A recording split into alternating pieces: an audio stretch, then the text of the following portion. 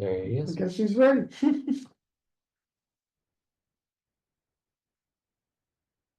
Welcome to the regular meeting of the Board of Library Trustees, meeting of May 13th, 2025. The time is 6 o'clock. I'll invite Ginger to call the roll. Trustee Cortez, Here.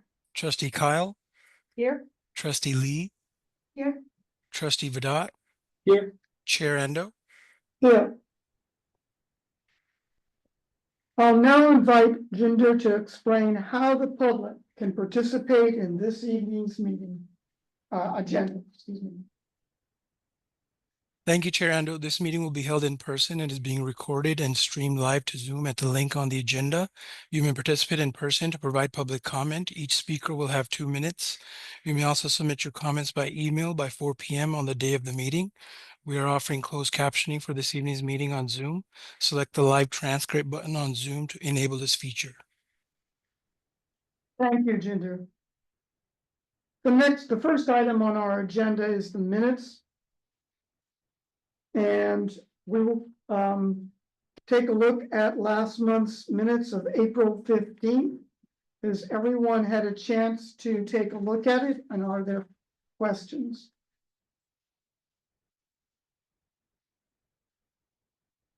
We will open it for public comment. However, there is no one here from the public, so I think we can move to requesting a motion and a second on the minutes from April.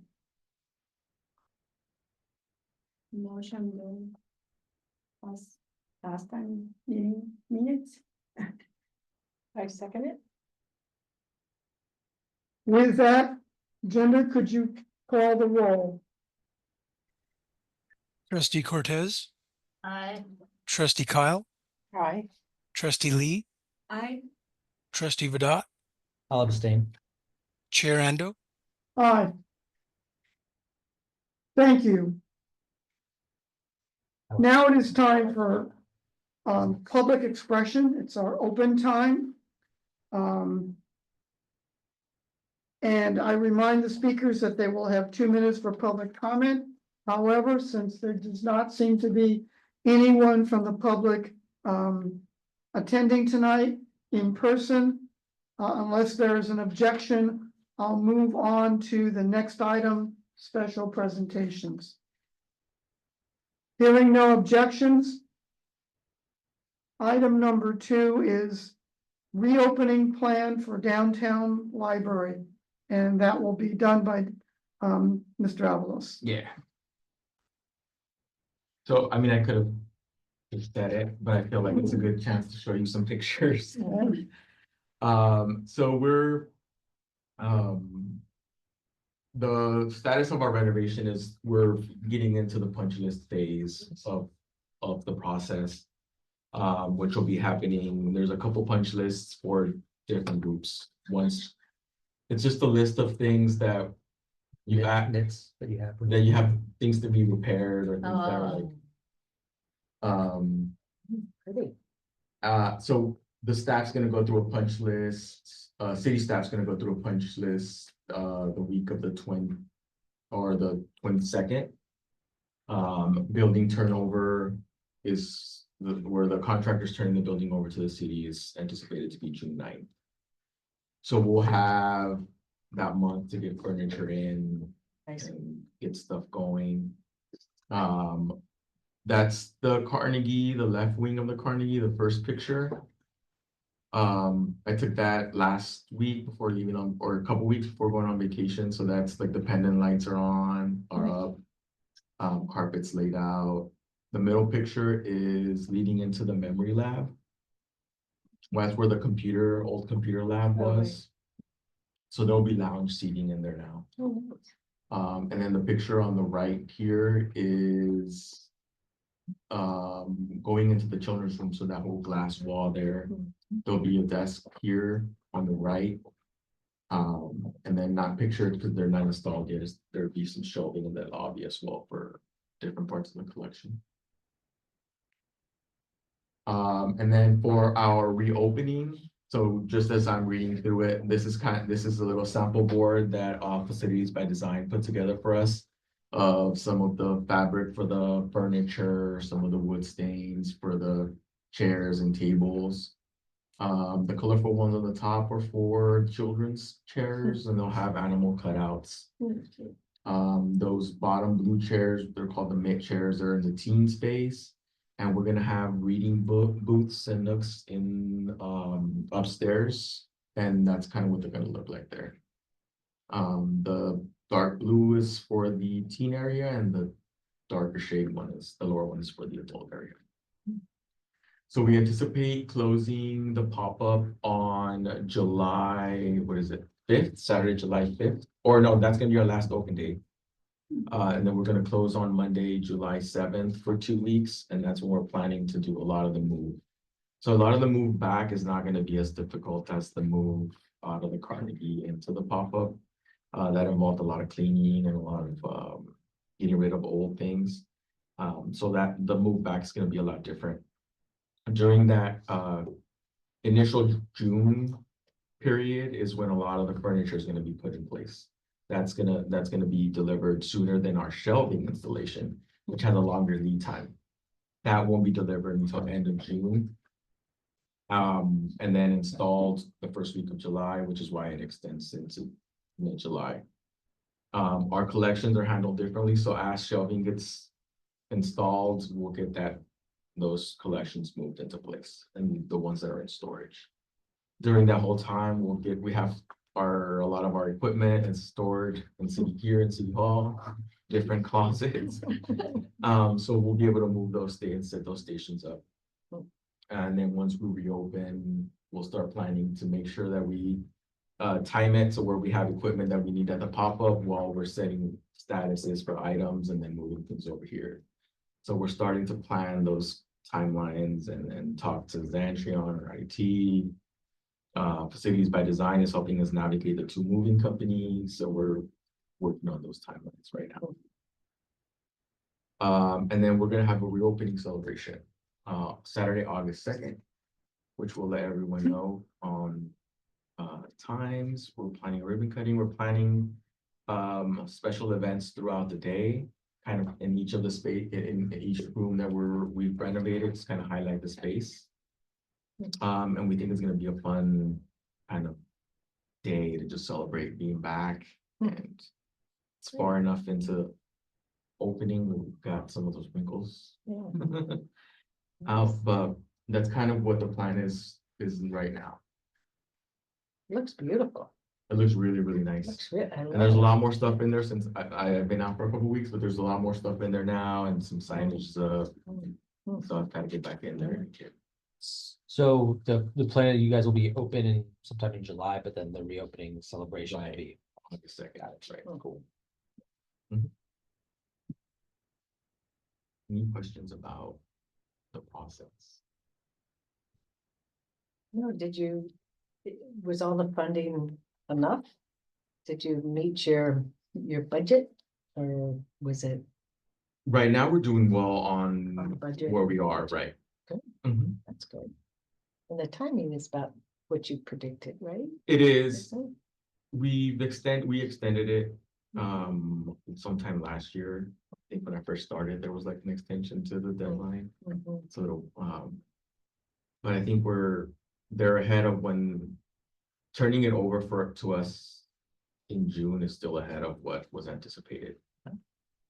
No big surprises as far as. Well, there's been surprises throughout the process, but none as of late. Documentary? Yeah. Documentary in the. Put you over the budget, that's good. So yeah, it's going well. It looks really nice.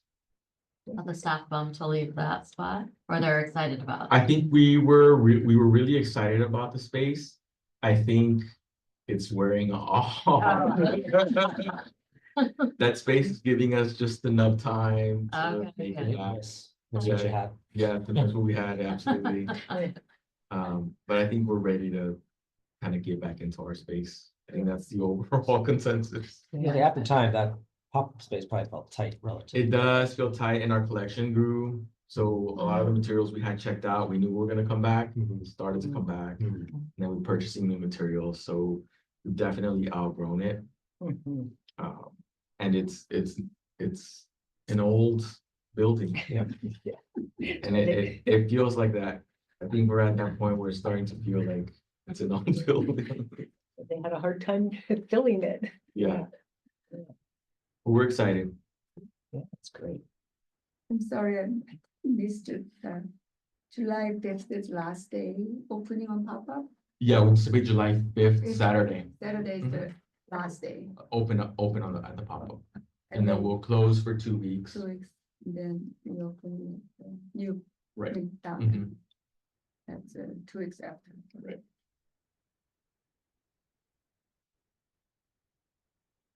Other questions from trustees? Normally, we would have public input at this point, but since there is no one present, we will move on to other agenda items. And the first item under there is the update to the child safety policy and computer and internet access policy. So this is the first batch of policies that we've reviewed. Can't remember what meeting it was, but we introduced kind of the process we were gonna take to review these policies. And the first two that we picked or that we reviewed were two that staff had mentioned needing the most, you are utilized the most on a day-to-day basis at all of our branches. And there are two that have been communicated to me that need kind of a look. I'm very glad that our process involved a very collaborative approach where staff were able to give us feedback. They were able to look at other policies and really provide input on what they see working and what they don't see working. The first one that I'll go over kind of what we did is the child safety policy. That one we just really cleaned up the language, really made it easier to read and understand. There was some discussion about the age, on whether to raise the age or to keep it the same. My approach in kind of reviewing these policies and as we're updating it was to really be careful on not creating any unintentional barriers to service in kind of reviewing or updating the policies. And we decided ultimately to keep the age as it is. Some branches do experience a little bit more of an issue with children younger than the age being at the branches on their own. But I think I don't know that increasing the age would really mitigate that as much as having a really strong internal policy on how to approach those situations instead of or preventing people from accessing the library that aren't presenting those same issues. So we really cleaned up the language, highlighting the responsibility of the parent and what the use of the space for the children's area and how we're really monitoring that and really being clear on that. The next step on that policy is to really use that language, use that procedure to create a procedure for staff that we're following. So we'll take, and I think it's important to note that part of the role of this board in this case is to really give us input on the policy, since this is a policy that this body approves, is to give us some feedback on the policy, on the language on it. The goal is to take it back with your input, see how it works with staff, then have it go through legal review so that then ultimately it'll come back for you to approve it. The other one is the computer and internet access policy. This one was, I reorganized it in sections, easier to read, easier to follow. It really highlights the importance in caregivers and parents being ultimately responsible for internet use of their child.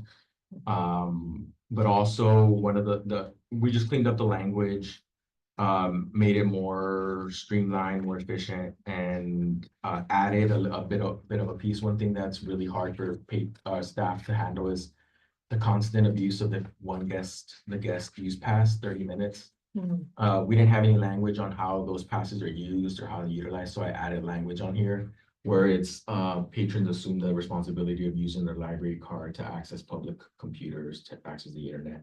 And that guest passes are one-time use for visitors, 30 minutes to use it. And the goal is, I mean, we want to give cards to people so that they can use all the resources. But also to mitigate the abuse of that. So we added that language to it. And a lot of these were reviewed against other policies in the county, for example, the child safety policy. The only two jurisdictions within the county that kind of have a minimum age is San Rafael Public Library and Marin County Free Library. There are no other standalone policies for unattended children or child safety. It's embedded into their library, into their standard codes of conduct. So those are it's just kind of updated the language to match the space and what we're doing. Yeah, and it's open for your review. Neither policy has been reviewed by our legal, by the city attorney or has gone through any legal review. So this is the first step was to really get a lot of staff feedback for staff to give input on how they see these policies in the past working or not working. Updating some of the language, and now it's if there's any input or review on your part, we'll start to incorporate it. And then ultimately it'll come back for approval here.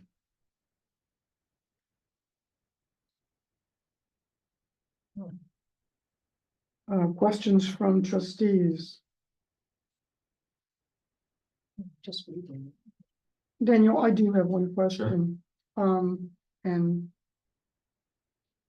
with regard to that policy, which says that if you can't find a guardian or somebody who's responsible for that, a young child over the age, and that guardian or that supervisor isn't over the age of, or you can't find somebody more than 14, you then, the next step is to call law enforcement, which I appreciate, and maybe beyond what you can do after that, but I'm hoping that there's some understanding of how that would be handled in terms of. There is. Okay. Yeah, no, there is. And I think and this is where I was kind of signaling that the policy kind of states what it's kind of setting the guidelines for parents and children. Right.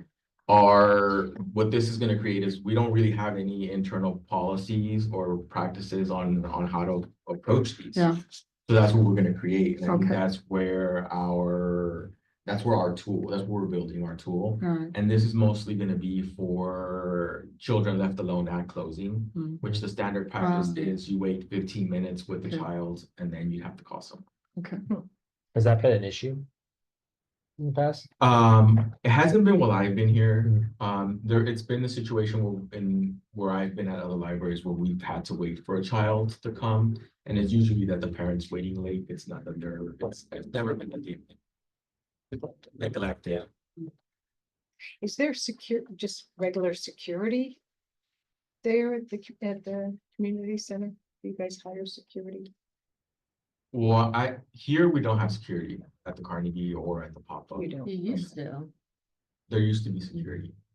It's My just- understanding, there hasn't been since. Yeah, okay, just wondering if Mhm. they could be used instead of police or whatever. Right, so once we draft the policy, I think their teams will look at, Safe Team is probably going to be the first kind of approach. It's just Mhm.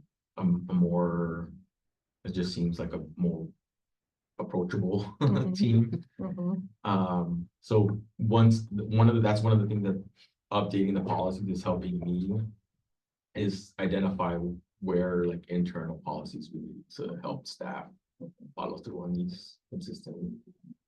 And do you address somewhere else, let's say if child is being disruptive, or there's a fight, or there's conflicts, or that's not really child safety, but it could be child safety. It could be, so one of the things that this refers to is that any disruptive behavior that goes against the code of conduct or our guidelines for library use, Okay. then that triggers something, a different action. So you have something that's. Yeah, we have our somewhere else. guidelines for library use. So, okay. Mhm. Remind me how this is shared or where these policies live or? These are on our website, Oh, so okay, they're just so, on the webpage. okay. And when someone becomes a patron, are these, I mean, it's been so long, so I don't know, like, are these Right. policies shared or like?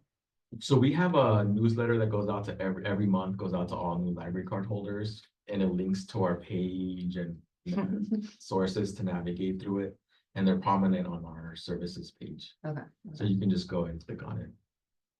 There's I mean, very much interested in like the kids actually walking anytime without parents. Their own good to be, comfortable to go to library after reading the Anxious Generation by Jonathan Haidt, and he has a whole chapter how we are coddling the kids and not having any challenges. He talks about his children as well as other interest group, like free range children, like they send the kids 8 years old with $20 in the pocket and go drop it at the Manhattan and go back home in Brooklyn, asking strangers and directions and figuring out all these things. And now I have kids much older, so less of my, but I think this is where culturally we need to actually really think about, give the freedom of the kids. Actually, library is the best place, or playground. They could go their own without parents helicoptering all the time at 9 or 10 years old. I think one of the things the policy really states is that it's that parents have to recognize that it's still a public space. Yes, And they have to behave They have- certain way, what's a public Safety. space in that there's that, responsibility. well, we're a public space for everyone, so. Although we aim to provide a safe environment, and that's what this policy really is trying to achieve when we're identifying the children's area, and we're conscious about the nurturing that, Yes, that it's still a public space, that everyone comes in and out. And that's where we want to make sure that parents understand that the responsibility of the well-being of the child, it's still on them, it's not yes. transferred to library staff. Okay. But I think one of the, as I mentioned earlier, is not creating kind of an unnecessary barrier to access to the library by increasing the age, or is that the library is a refuge for a lot of children. And it's an access point after school. Yeah. And that ultimately becomes a lifeline after the child for the parent. So we want to make sure that we're really aware of those things as we're updating these policies to that when we create a policy, or when we develop kind of our tool of how to implement these policies, that's where we put our power in, not necessarily in who we're letting in and out. I mean, I agree with this. I don't think kids should be unattended. I think that's setting up kind of abandonment, and things will happen. There's, yes, it's an open door policy. You don't know who else is gonna be there, Right. and just protecting the kids, really. I guess, because part of the, policy is to make sure teens and adults don't use the space for anything other than browsing. Has there been any issues? And I know, like, I want to obviously be sensitive to it, but I know there is, been an increase in the unhoused population near City Hall and things like that. Have there been issues with folks trying to use the children's space appropriately? I think there's always been, I think it's a more noticeable at the pop-up because the space is so small and there's no real there's really no designation. But we have signs up really explaining the space. And our policy still kind of stated before that the children's spaces for children and families to kind of use it at leisure, but it's browsing for adults. So it's just, I think that's one of the things that staff have usually been most consistent in. That's one of the more clear kind of objectives. But there's people who, and even the teen space, like the teen space, is reserved for teens from a set time of the day. And we're asking patrons to relocate pretty regularly, and I think that's just part of something we do consistently. And has it been well received when you do have? I think guest posts? people understand it. Good. I think it's a little harder to explain when it's like in the morning and no one's in the space. Right. But when you explain that it's, if a child comes in and they see an adult by themselves in there, the child's not gonna want to come in. Which is why we have to create that space. I think it's all communicating clear signage of why, and then this like strengthening the policy so that it's visible and if we can point to it. Downtown library, children's room downstairs, remember librarians will stop others coming in without children, even at the door. So they just kind of lost or something, wondering like, other sections. I could see that happening a lot here because it's the first point of Yeah, access and yeah. you don't But, go up the stairs, you go right into the Yeah, children's room. never seen adults without children there Mhm. in my full time, so I'm not concerned about. But Right, and this time, Yeah. and the way the space was designed is that there's gonna be a table, so our library aide will have a space Mhm. outside Mm. the children's room. Yeah. And we positioned the librarian desk kind of towards the entry as well. So there'll be sightlines to the room and there'll be sightlines out and into as well. Right. I mean, I'm just thinking there's exceptions like, you know, a parent wants to go in and check out a bunch of books to take Oh, home. no, that's You totally know, fine. Yeah. Right? I mean, it's the kind of the person that's looking and hanging and Yeah. loitering. And staff is really great about their awareness in those situations and they will talk to patrons. Or they'll get us supervisors and we'll talk to them. Mhm. And it's always just offering a solution. It's not just, it's all in the delivery of the message. So Right, because there's clearly a space for there's everybody. space in for there. everyone. Yeah. It's just not that. Right. Yes. Totally agree. Daniel, in terms of the computer usage, there'll be obviously a couple of questions, I guess. First, how can you monitor what is being viewed on one of our computers? Is it somebody just looking over someone's shoulder?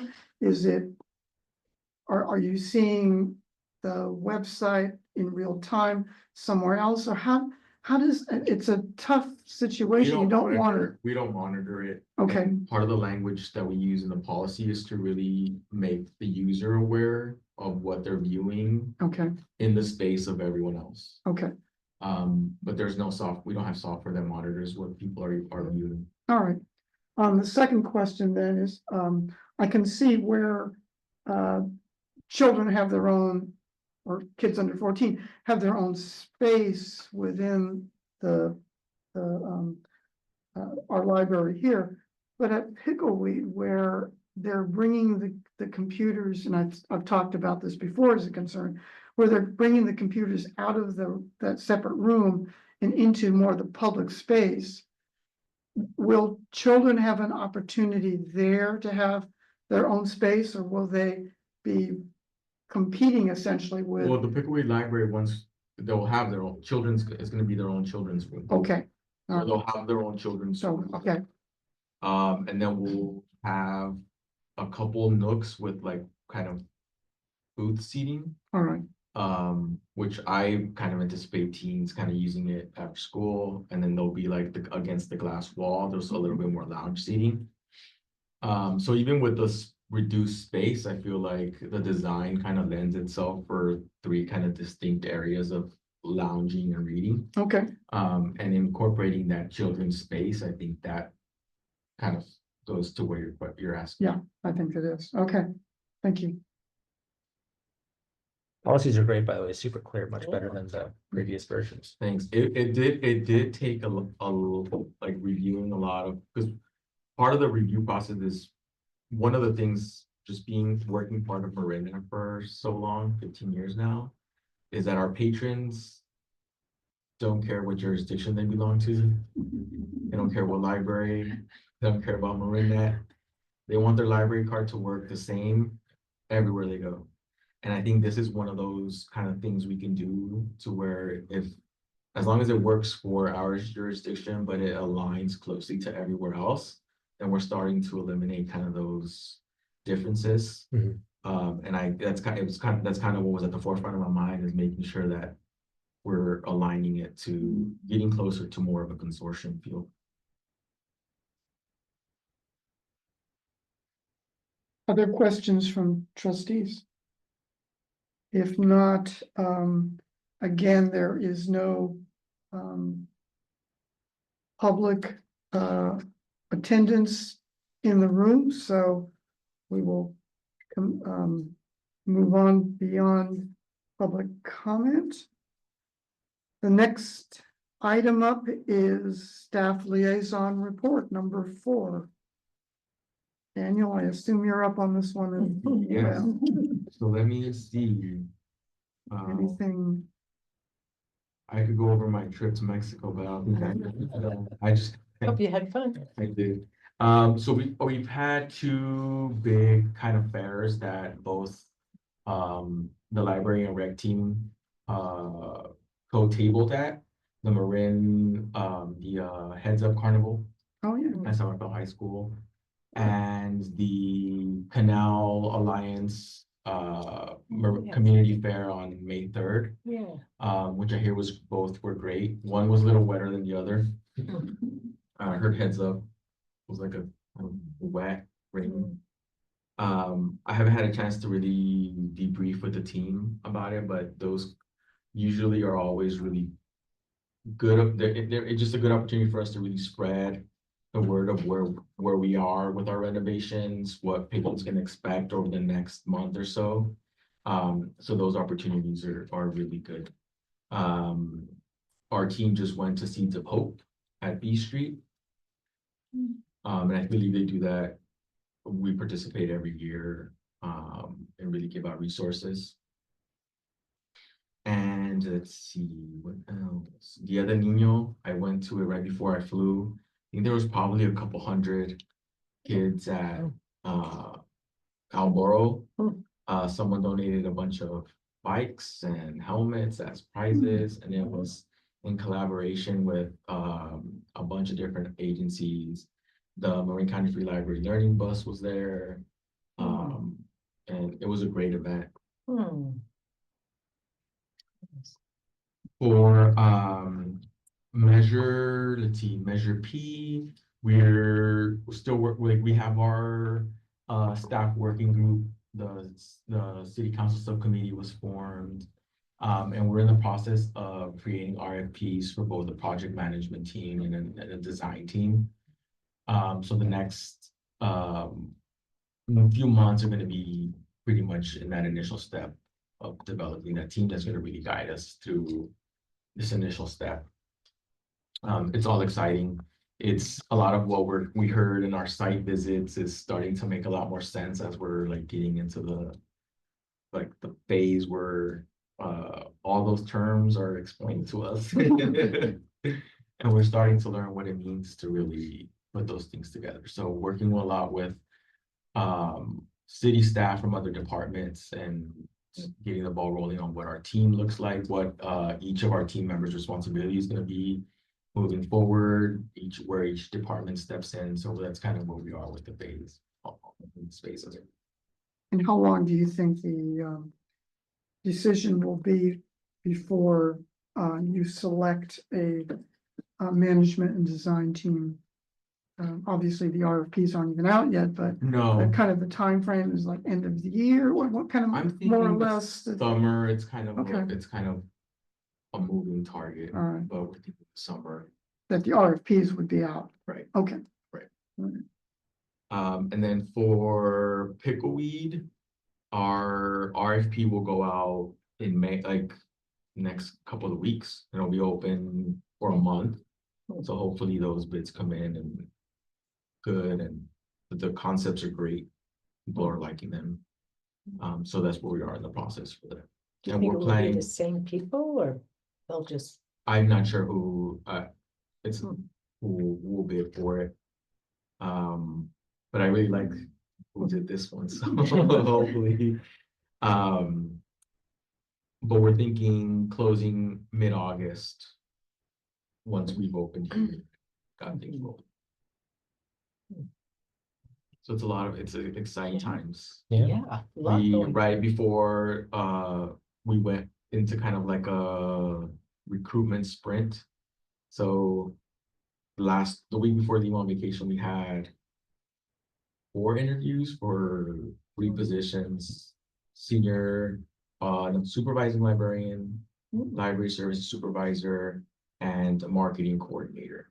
Mm. So Perla Maciel, was an internal candidate, was selected as library services supervisor. Yes, I have a memo. Oh, Great. Yeah, Right, which I'm ecstatic. She's great. you sound good. And then 2 external candidates have been offered the position for marketing coordinator and supervising librarian, and they can't come soon enough.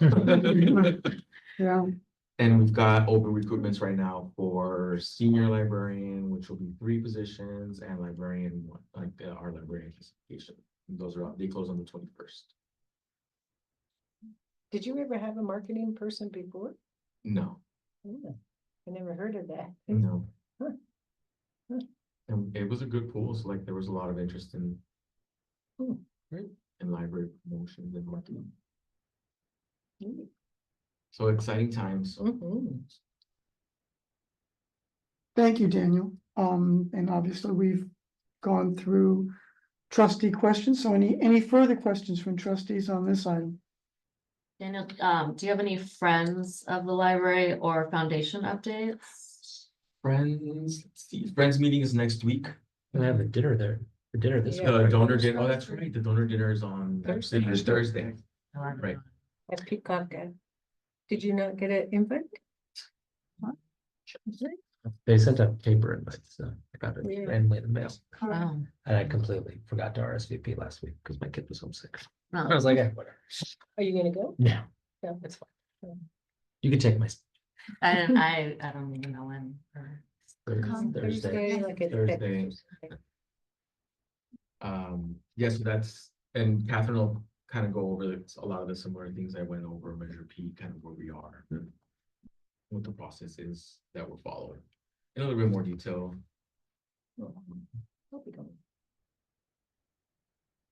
And the foundation, are you, now that they're not talking about Measure P, are you back to attending? So yeah, we started attending, we're gonna meet quarterly. And the conversation is still pretty much on what's happening. It's a lot of us giving information to them on where we are in the process. What it looks like, what it's gonna look like moving forward. I think we're gonna kind of develop that. I think it's important for them to understand that there's still an important role for them. Especially as we go through the steps and certain groups are formed to guide the work. So we want to make sure that that they're constantly aware of what's going on. Same with the friends. Did you ask for any federal funds or is this, this Measure P gonna cover the whole cost? I'm just wondering with. all Yeah, the- no, we didn't, No federal Mhm. funds, okay, it's gonna be strict measure people. no risk of losing. Other trustee questions on Daniel's reporting? If not, I don't see any other items other than, we often have a report of trustee activity, but I don't see that here, so I'm going to, or if I missed it, I think as the commissioner report. Yeah. Commissioner. Commissioner, I'm sorry. Okay, excuse me, I went right through 5. So number 5, Commissioner reports. I was like the one time. that we had a commissioner. I'm sorry, Jamie. Please. No, but being adjourned.